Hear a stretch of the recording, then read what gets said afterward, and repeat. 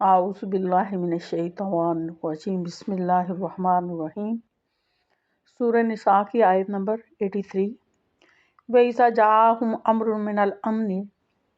أَوِ الْخَوْفِ أَذَاعُوا بِهِ۔ وَإِذَا، اور جب، جَاءَهُمْ ان کے پاس آئے، امرٌ کوئی خبر، من الامن امن میں سے، او الخوف یا خوف میں سے، أَذَاعُوا مشہور کر دیتے ہیں، بہی اسے، وَلَوْ رُدُّوهُ اگر اسے لوٹاتے، الی رسول رسول کی طرف، وَإِلَىٰ أُولِي الْأَمْرِ یا حاکموں کی طرف، منہم ان میں سے جو ہیں، لَعَلِمَہُ تو اسے وہ جان لیتے، الذین وہ لوگ، یستنبطونہ جو تحقیق کرنے والے ہیں، منہم ان میں سے۔ وَلَوْلَا فَضْلُ اللہِ عَلَيْكُمْ اور اگر اللہ کا فضل نہ ہوتا تم پر، وَرَحْمَتُہُ اور اس کی رحمت، لَاتَّبَعْتُمْ تو تم ضرور اتباع کرتے، الشیطان شیطان کی، الا قلیلا مگر بہت کم۔ محاورہ ترجمہ ہے کہ جب ان کے پاس امن یا خوف کی کوئی خبر آتی ہے تو اسے مشہور کر دیتے ہیں، اور اگر وہ اسے رسول کی طرف اور اپنے میں سے اصحاب اختیار تک پہنچا دیتے تو یقیناً ان میں سے تحقیق کرنے والے اس خبر کی حقیقت کو جان لیتے، اور اگر تم پر اللہ کا فضل اور اس کی رحمت نہ ہوتی تو یقیناً چند ایک کے سوا تم سب شیطان کی پیروی کرنے لگ جاتے۔ تو اس میں بتایا گیا ہے کہ جو یہاں ان لوگوں کا ذکر کیا جا رہا ہے، ان مسلمانوں کا جو کہ کمزور اور جلد باز ہے، جن کا رویہ جو ہے وہ جلد بازی کا ہے، تو ان کی اصلاح کرنے کی کوشش کی جا رہی ہے کہ چاہے امن کی کوئی خبر ہو، امن سے مراد جو ہے کامیابی کی اور دشمن کی شکست کی، تو خوف کی خبر سے مراد جو ہے مسلمانوں کی شکست ہے، تو یا ان کی قتل و ہلاکت کی خبر ہے، کہ چاہے امن کی خبر ہو یا ہلاکت کی خوف کی خبر ہو، تو تمہیں جو ہے اسے انہیں لوگوں تک نہیں پہنچانا چاہیے، جلد بازی کا مظاہرہ نہیں کرنا چاہیے، بلکہ اس خبر کو رسول کی طرف لوٹا دو یا جو حاکم ہیں ان کی طرف لوٹا دو، تاکہ ان میں سے جو تحقیق کرنے والے لوگ ہیں اس کی پر تحقیق کر کے اس کی حقیقت کو جان لے کہ کیا اس خبر کا پھیلانا جو ہے وہ مسلمانوں کے لیے مفید ہے، یا اس سے بے خبر اسے رکھنا جو ہے وہ فائدہ مند ہے۔ تو تمہیں خود سے یہ فیصلہ نہیں کرنا چاہیے کہ فوری طور پر اس خبر کو جو ہے پھیلا دیا جائے۔ تو جو اہل تحقیق لوگ ہیں وہ صحیح طرح غور و فکر کر کے جان لیں گے کہ اس خبر کا پھیلانا جو ہے فائدہ مند ہے یا نقصان دہ ہے۔ تو یہ مسلمانوں کو ہدایت کی گئی ہے کہ خود سے یہ کام نہیں کرنا۔ اس کے بعد آیت نمبر 84 ہے، فَقَاتِلْ فِي سَبِيلِ اللہِ تو لڑو اللہ کے راستے میں، لا تکلف الا نفسک نہیں تکلیف دیتا مگر تیری جان، وحرص المؤمنین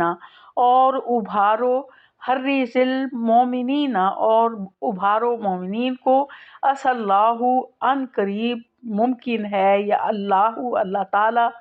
این یکفا کہ وہ روکے، باس الذین لڑائی جو لوگ، کافر ہیں کہ کافروں کو لڑائی سے روک دے، واللہ اور اللہ تعالیٰ، اشد باسن زیادہ سخت ہے لڑائی میں، واشد تنکیلا اور بہت زیادہ سخت ہے سزا دینے والا۔ تو یہ آیت نمبر 84 جو ہے اس کا باب محاورہ ترجمہ ہے، تو اللہ کی راہ میں قتال کیجیے، آپ پر صرف اپنی ذات کی ذمہ داری ڈالی جاتی ہے، اور مومنوں کو ترغیب دلائیے، قریب ہے کہ جنہوں نے کفر کیا اللہ ان کی جنگ کا زور روک دے، اللہ پکڑ کرنے میں بہت سخت ہے اور سزا دینے میں بھی بہت سخت ہے۔ تو یہاں جو ہے نبی صلی اللہ علیہ وسلم کو یہ حکم دیا جا رہا ہے کہ آپ صرف جو ہے منافقین کے ہونے یا نہ ہونے کی فکر مت کریں، آپ کے اوپر صرف اپنی ذمہ داری ہے، آپ اپنے بارے میں جواب دہ ہیں، کسی اور کے بارے میں جواب دہ نہیں ہیں۔ آپ خود بھی جہاد کے لیے نکلیں اور دوسرے مسلمانوں کو بھی اس کی ترغیب دیں۔ تو یہ عصا کا لفظ جو ہے وہ یقین کے لیے کہ ممکن ہے، یعنی یقیناً اللہ تعالیٰ جو ہے، اللہ کا یہ وعدہ ہے کہ اللہ تعالیٰ کفار کا زور جو ہے یا ان کا غرور جو ہے وہ توڑ دے گا اور مسلمانوں کو غلبہ عطا فرمائے گا۔ تو یہاں نبی صلی اللہ علیہ وسلم کو مخاطب کیا جا رہا ہے کہ آپ منافقین کی فکر نہ کریں کہ کتنے اس میں سے نکل گئے ہیں اور کتنے باقی مسلمان رہ گئے ہیں، بلکہ آپ کا کام، آپ کی ذمہ داری یہ ہے کہ آپ خود بھی جہاد کے لیے نکلیں اور مسلمانوں کو بھی اس کی ترغیب دلائیں۔ اس کے بعد آیت نمبر 85 ہے، وَمَن یشفع شفاعۃ حسنۃ، من یشفع، اور جو کوئی سفارش کرے، شفاعۃ سفارش، حسنۃ اچھی، یکن لہو وہ ہوگی اس کے لیے، نصیب منہا اس کا حصہ اس میں سے، وَمَن یشفع، اور جو کوئی سفارش کرے، شفاعۃ سیئۃ بری سفارش، یکن لہو تو وہ اس کے لیے ہوگی، کفل بوجھ، منہا اس کا، وَکَانَ اللَّهُ عَلَىٰ كُلِّ شَيْءٍ مُقِیتًا، اور ہے اللہ تعالیٰ ہر چیز پر قدرت رکھنے والا۔ تو بامحاورہ یہ ترجمہ ہے کہ جو کوئی اچھی سفارش کرے گا اس میں سے اس کا حصہ ہوگا، اور جو کوئی بری سفارش کرے گا اس کے لیے اس میں سے بوجھ ہوگا۔ اللہ ہر چیز پر قدرت رکھنے والا ہے۔ تو اس میں مومنوں کو جہاد کی ترغیب دی گئی ہے اور اعمال حسنہ جو ہے وہ کرنے کی ترغیب دی گئی ہے، اور کہا گیا ہے کہ جو کوئی اچھے کام کی کسی کو ترغیب دیتا ہے تو اس کو اس کا اجر ملے گا اور اسے اجر عظیم دیا جائے گا، اور کوئی کسی کو بری بات کرنے کی ترغیب دیتا ہے تو اس کی برائی کا حصہ اس کو بھی ملتا رہے گا۔ تو یہ انسان کے اوپر ہے کہ اگر کوئی کسی کو اچھی بات کی تلقین کرتا ہے اور وہ پھر اس دنیا سے بھی چلا جائے اور اس چیز پر، اچھی بات پر لوگ عمل پیرا رہیں، تو اس میں سے نیکیوں میں سے حصہ بھی اس کو ملتا رہتا ہے، وہ اس کے لیے صدقہ جاریہ ہوتا ہے۔ اور اگر کسی کو کسی بری بات کی ترغیب دیتا ہے تو اس کا حصہ بھی اس میں سے اس کو ملنا ہے کہ جب تک لوگ اس پہ عمل پیرا رہیں گے تو وہ برائی میں سے حصہ اس کو پہنچتا رہے گا۔ تو ہمارا اچھائی کرنا اور برائی کرنا یہ بھی صدقہ جاریہ ہے، یعنی اچھے کام کرنا جو ہے اس کا اچھا اجر ملتا رہے گا اور برے کام کرنے کا برا اجر ملتا رہے گا، اور جو ہم لوگوں کو ترغیب دے کے جا رہے ہیں اس میں سے حصہ جو ہے اس شخص کو ہمیشہ پہنچتا رہے گا۔ اس کے بعد 86 ہے آیت، وَإِذَا حُيِّيتُم بِتَحِيَّةٍ فَحَيُّوا بِأَحْسَنَ مِنْهَا، اور وَإِذَا، اور جب حُيِّيتُم تمہیں سلام کیا جائے، بِتَحِيَّةٍ سلام، فَحَيُّوا تو پس سلام کا جواب دو، بِأَحْسَنَ مِنْهَا اس سے اچھا، او ردوها یا اسے لوٹا دو ویسا ہی۔ ان اللہ کانا، بے شک اللہ تعالی ہے، علی کل شیء حسیبا ہر چیز کا حساب لینے والا۔ تو یہاں جو ہے بتایا جا رہا ہے کہ اگر کفار جو ہیں وہ صلح پر راضی ہو جائیں تو تم بھی ان کے ساتھ جو ہے وہ صلح کے لیے راضی ہو جاؤ، اور اگر جنگ میں کوئی شخص جو ہے وہ سلام دے تو اسے قتل نہ کرو، کہ آپ کو سلام کہے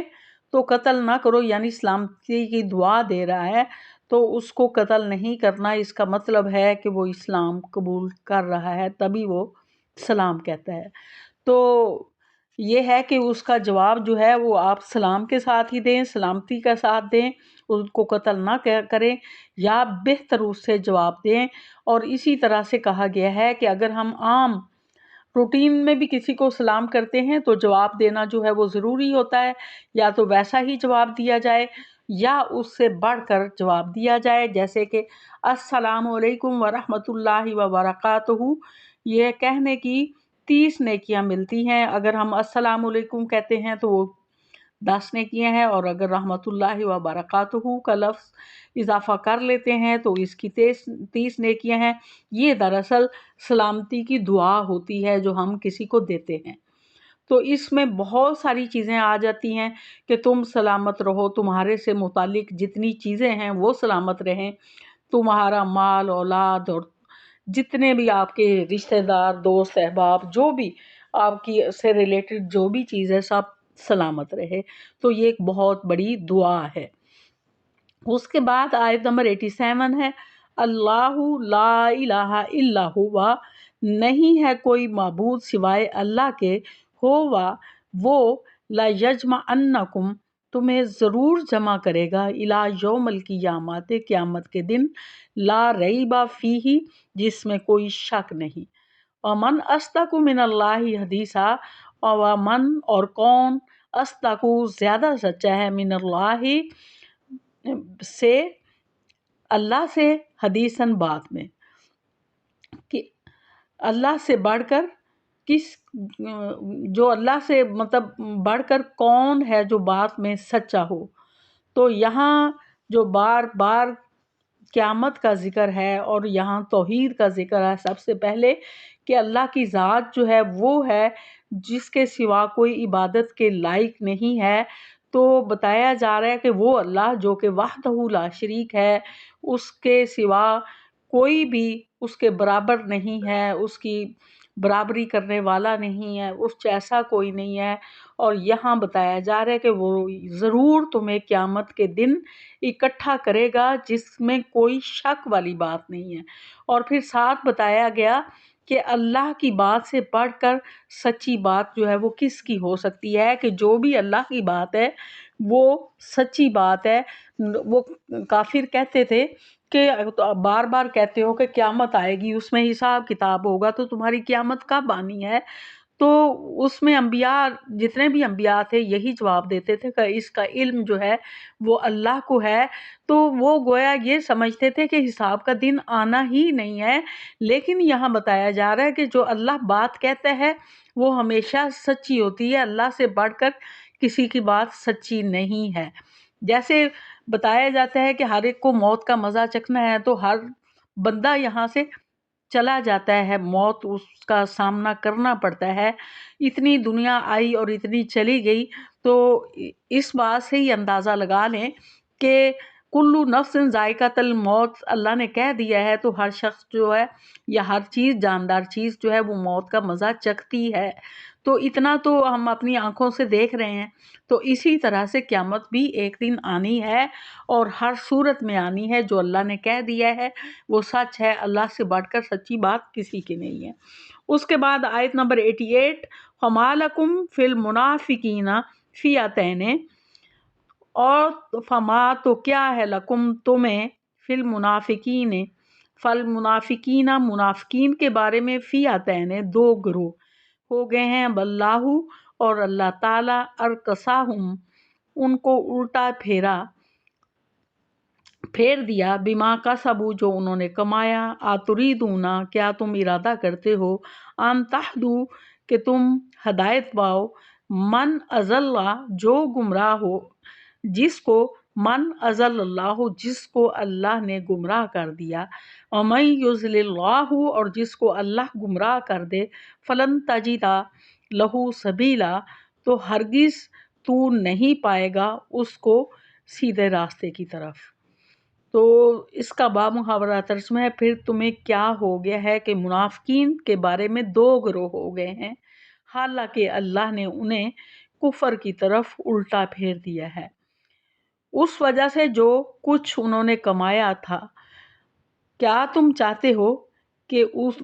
اسے ہدایت دو جسے اللہ نے گمراہ کر دیا، اور جسے اللہ گمراہ کر دے پس تو اس کے لیے ہدایت کا راستہ ہرگز نہیں پائے گا۔ تو اس آیت کا شان نزول جو ہے وہ مختلف روایات میں منقول ہے کہ حضرت محمد صلی اللہ علیہ وسلم خاتم النبیین ہیں، غزوہ احد کے لیے تشریف لے جا رہے تھے، کچھ لوگ جو تھے وہ ساتھ چھوڑ گئے تھے، جیسے عبداللہ بن ابی تھا، تو اس کے بارے میں صحابہ کرام کی مختلف آراء تھی، کچھ کہتے تھے کہ انہیں قتل کر دینا چاہیے، کچھ کہتے تھے کہ ابھی جو ہے فیصلہ بعد میں کیا جائے گا، اس کے بارے میں بھی جو ہے وہ یہ آیت کا شان نزول ہے۔ اور دوسرا جو ہے وہ شان نزول یہ بیان کیا جاتا ہے کہ حضرت عبد الرحمن بن عوف سے روایت ہے کہ عرب کے چند لوگ حضرت محمد صلی اللہ علیہ وسلم کی خدمت میں حاضر ہو کر مسلمان ہو گئے،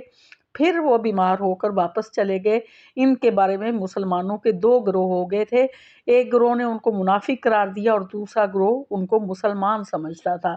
اسی طرح سے ایک اور روایت ہے کہ مکہ میں چند ایک لوگ